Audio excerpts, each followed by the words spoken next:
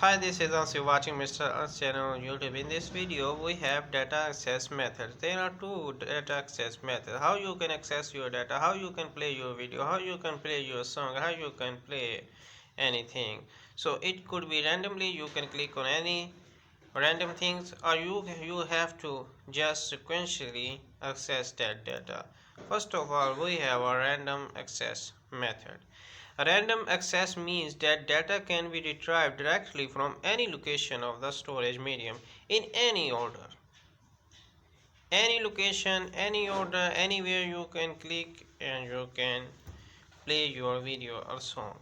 Random access devices move directly to a particular location on the medium when data located at that location is needed.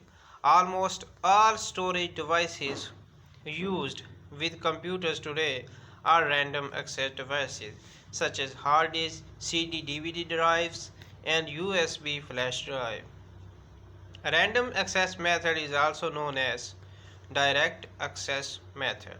The media that use random accesses are sometimes called addressable media.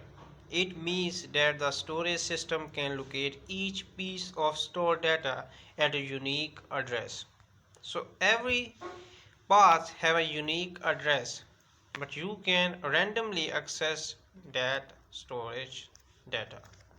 Next is a sequential access method. Sequential access method means that the data can be retrieved in the same order in which it is stored on the medium. So if data is stored in that way, you have to first play this, then this, and so on with the order. You cannot access this data without accessing the first one. So first one, then second, then third, and this is how sequential access method works on. The data cannot be accessed directly. This process reads data from the beginning. It continues reading data until the required data is found. This method of accessing data is slow and time consuming. It is not commonly used access method and is used in magnetic tapes. The magnetic tapes are typically used with computers for backup purposes.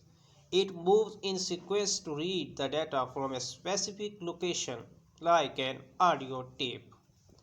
So gonna see you in the next video.